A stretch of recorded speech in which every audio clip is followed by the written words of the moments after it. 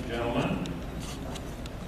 Kelly, you are always so gracious and welcoming. And to you, many of you, I call longtime friends. It's good to be back at Kings Highway.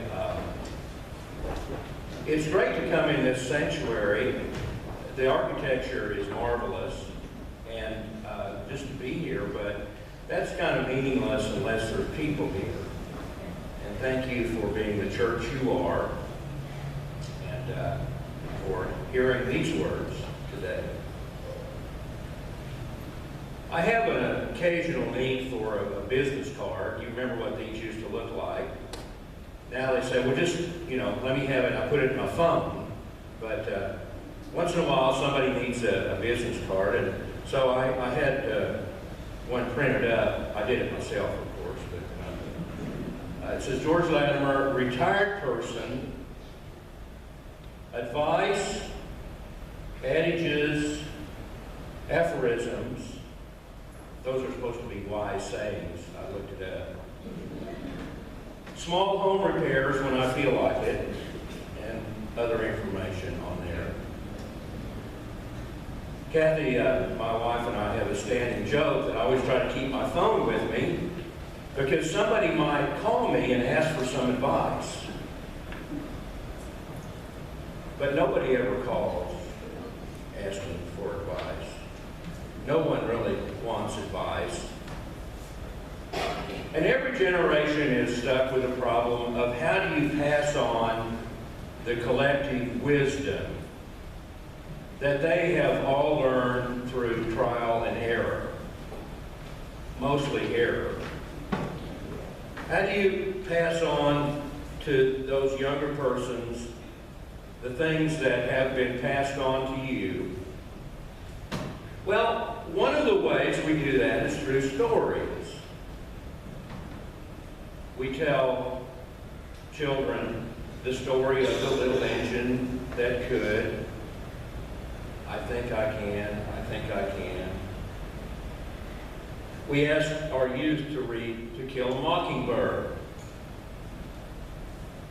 Sometimes Christians like to post the little story, Footprints in the Sand. When there was only one set of footprints, there was God carrying us. Families identify with stories. Usually those stories are somewhat embarrassing to at least one member of the family. There's stories about trips to the ER, or how little Johnny put ketchup on everything, including in his milk, and how we got lost on vacation, and so on, and so on. We have stories of church life, and many of you and I could sit down and tell some of those. I like to tell the story of Liz Ogilvy's wedding, which I did with Bobby Cook. And I asked Liz to repeat after me, with this wing. And some of you were involved with Camp Kiwanis in Tioga. A story comes from that place to all of us about different events when we were younger or when we sent our kids there. Stories unfold about every church and about the life and the things that happen. We want to teach morality to this next generation. We tell the story of the resolve of George Washington Carver, or the selfless volunteering of Jimmy Carter. We pass on this wisdom so that people can think, how do we deal with our problems? How do we make sense of what the issues are in our lives? And Jesus, who struggled to find disciples who would listen, went out and sat beside the sea, and great crowds gathered around him, so much so that he got into a boat and sat in the boat in the lake, while the crowd stood on the beach. And he told them many things in parables, saying, "Listen, a sower went out to sow. And as he sowed, some seeds fell on the path, and the birds came and ate them up. And other seeds fell on rocky ground, where they did not have much soil, and they sprang up quickly. But since they had no depths of soil, when the sun rose, they were scorched. And since they had no root, they withered away.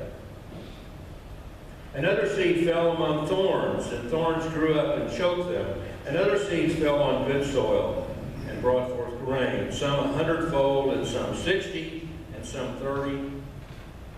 Let everyone with ears listen." I suspect you have heard that before. In fact, Ellie, I think we're pretty much done when you finish the children's sermon, because you've so well illustrated this story. And you've probably already decided what that story means for you. Well, Jesus told it, and somebody thought it was important enough to write it down. And I think we need to retell it one more time.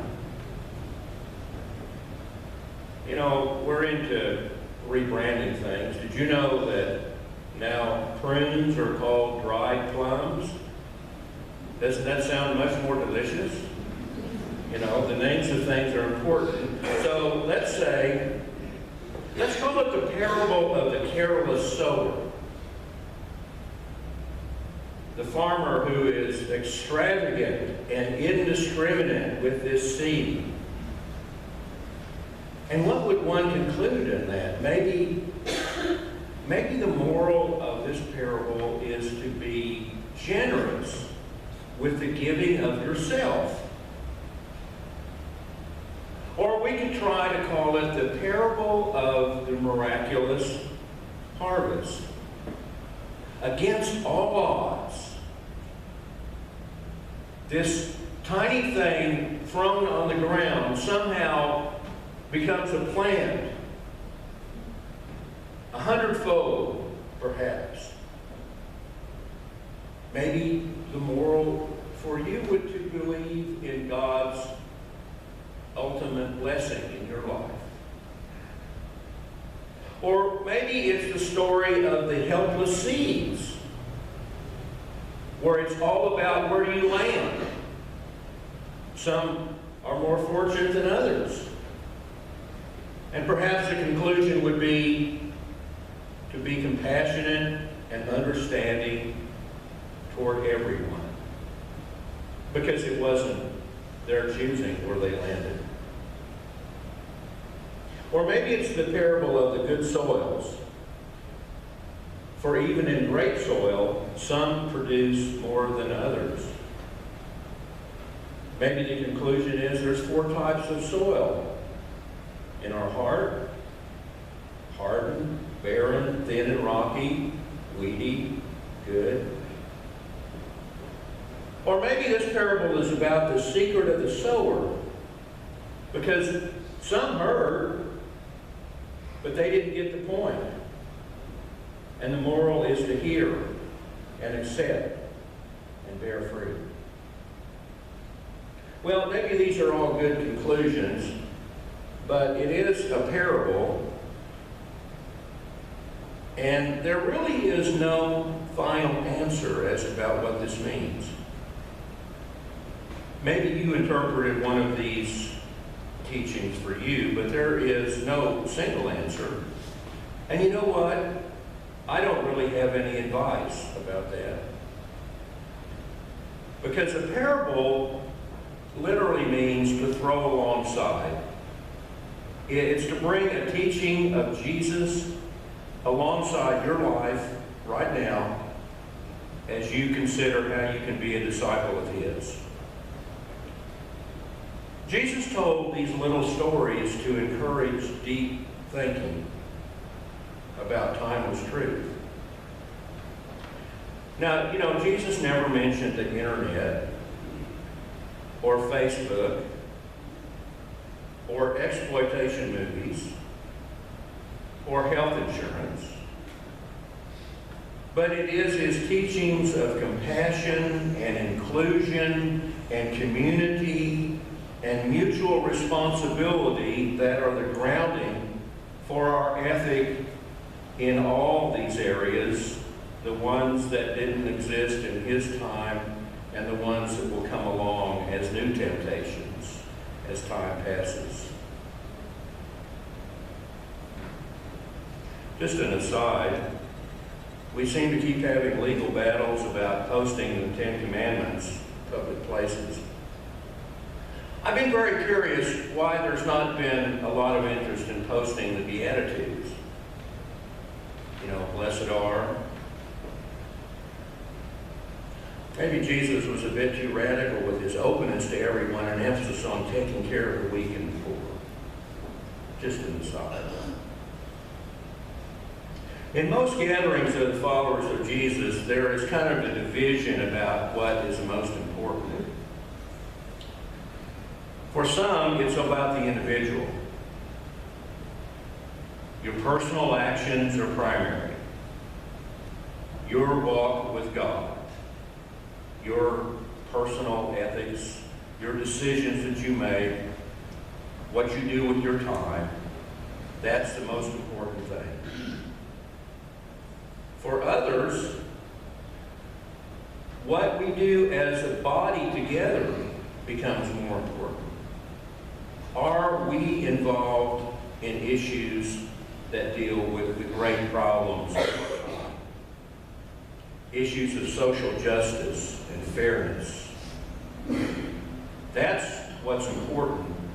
And every gathering of Christians has people whose emphasis falls on one side or the other. Determining how we best bear fruit as followers of Jesus. What was the point of the good soil? 30, 60, 100-fold? What happens to that seed? Let me try again with a way to retell a story you've heard so many times. A teacher went out to teach, and some students were uninterested in learning anything new, and so they remained ignorant. And some tried to learn, but they were so distracted by their iPhones that their lessons were lost. And some liked learning, but generational poverty and riches for others brought self-destructive habits, and teachings were forgotten.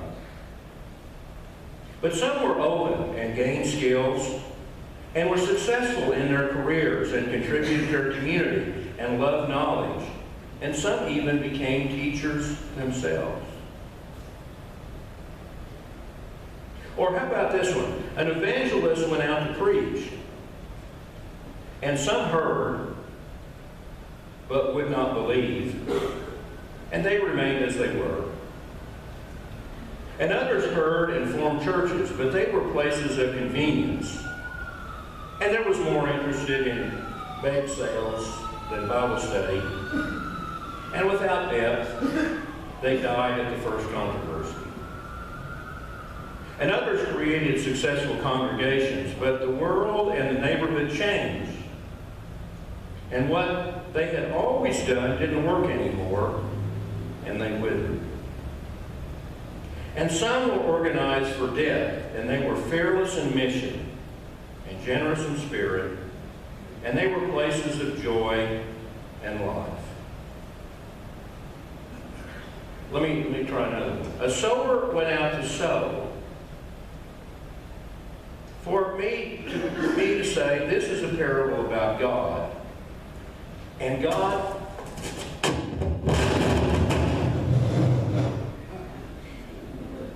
wake you up for the conclusion. Sorry to distract. A sower went out to sow. It is a parable about God. And God is downright foolish in expressing love for you and me. Sometimes we are hard-hearted and stiff-necked and dim-minded traditionalists. Sometimes we seek morals and stories that have none. And sometimes we ignore morals and stories that call us to action. And sometimes we neglect to build the kingdom and instead focus on building ourselves. And we who show again and again why we need forgiveness, and then we forget and again to give it. Yet God continues to throw seed at us, that great sower. And God continues to do this, and sometimes God finds the smallest patch of good soil in our hearts. Just a little place. And the kingdom grows, producing an abundant harvest. So a person came to church one day and heard a story about a sower.